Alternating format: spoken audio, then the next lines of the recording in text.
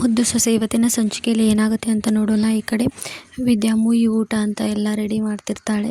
ಇದನ್ನು ತಿಳಿದ ವಿನಂತಿ ಮತ್ತು ಸಾವಿತ್ರಿ ಅಲ್ಲಿಗೆ ಬರ್ತಾರೆ. ಅಲ್ಲಿಗೆ ಬಂದ್ಬಿಟ್ಟು ಇನ್ನು ಮುಯಿ ಊಟ ಅಂತ ಎಲ್ಲ MBBS ಓದೋಕ್ಕೆ ಈ ಥರ ಮಾಡ್ತಿದ್ಯಾ, ಅದ್ರ ಬದಲು ಭಿಕ್ಷೆ ಬೇಡಿದ್ರೆ ಒಂದು ಪುಡಿಗಾಸಾದರೂ ಸಿಗ್ತಾ ಇತ್ತಲ್ವೇ ಮೂದೇವಿ ಅಂತ ಸಾವಿತ್ರಿ ವಿದ್ಯಾಗೆ ಬೈತಾಳೆ. ಅದಕ್ಕೆ ಪುಡಿಗಾಸು ಸಿಗೋಕ್ಕೆ ನಾನು ನಿಮ್ಮಾಗಿ ಭಿಕ್ಷೆ ಬೇಡಿ ಅದು ಮಾಡಿ ಇದು ಮಾಡಿ ಮನೆಯಲ್ಲಿ ನೀವು ಹೇಗೆ ಸೇರ್ಕೊಂಡಿದ್ದೀರಲ್ಲ ಆ ರೀತಿಯಲ್ಲ, ನಂದೇನಿದ್ರು ನೇರ ದಿಟ್ಟ ನಿರಂತರ, ಅದೇ ರೀತಿ ನೇರವಾಗಿ ಕೇಳ್ತೀನಿ ಇಸ್ಕೊಳ್ತೀನಿ ಮಾಡ್ತೀನಿ. ನಿಮ್ಮ ರೀತಿ ಪುಕ್ಕುಸಿ ಹೊಡೆದು ಆ ರೀತಿ ಮಾಡಿಬಿಟ್ಟು ನಾನು ಮೋಸ ಮಾಡೋವಳಲ್ಲ ತಿಳಿತಾ ಅಂತ ವಿದ್ಯಾ ಹೇಳ್ತಾಳೆ. ಆನಂತರ ಏನಾಗುತ್ತೆ, ಏನೇ ಇಷ್ಟೆಲ್ಲ ಮಾತಾಡೋಕೆ ಕಲ್ತಿದ್ಯಾ, ತುಂಬಾ ಓವರ್ ಆಯ್ತಲ್ವ ನಿಂದ ಇದು ಅಂತ ವಿನಂತಿ ಹೇಳ್ತಾಳೆ.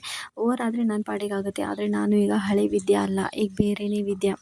ನೀವು ನಿಮ್ಮ ಆಟ ನನ್ನ ಹತ್ರ ನಡ್ಸೋಕೆ ಬಂದರೆ ನಾನು ಸುಮ್ಮನಿರಲ್ಲ ತಿಳ್ಕೊಳ್ಳಿ, ಹುಷಾರಾಗಿರಿ ಅಂತ ವಿದ್ಯಾ ಹೇಳ್ತಾಳೆ.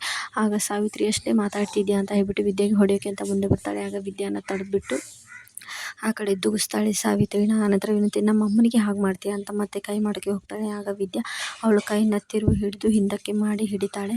ನಿಮ್ಮ ದಿಮಾಕ್ ಏನಿದ್ರು ನನ್ನ ಹತ್ರ ತೋರ್ಸೋಕೆ ಬರಬೇಡಿ, ಈಗ ನಾನು ಹಳೆ ವಿದ್ಯಾ ಅಲ್ಲ, ಈಗ ನಾನು MBBS ಮಾಡಿ ನನ್ನ ವಿದ್ಯೆ ಬುದ್ಧಿ ಏನನ್ನೋದನ್ನ ನಿಮ್ಗೆಲ್ರಿಗೂ ತೋರಿಸ್ತೀನಿ. ಹಾಗೆ ನಿಮ್ಮ ಮಾವ ಇದನ್ನೆಲ್ಲ ಭದ್ರೇಗೌಡ ಅವ್ರಿಗೂ ಹೋಗಿ ಹೇಳಿಬಿಡು, ನನಗೆ ಅವ್ರಿಗೆ ಸಂಬಂಧ ಇಲ್ಲ ಅಂತ ಹೇಳಿಬಿಡು ಅಂತ ವಿದ್ಯಾ ಹೇಳ್ತಾಳೆ.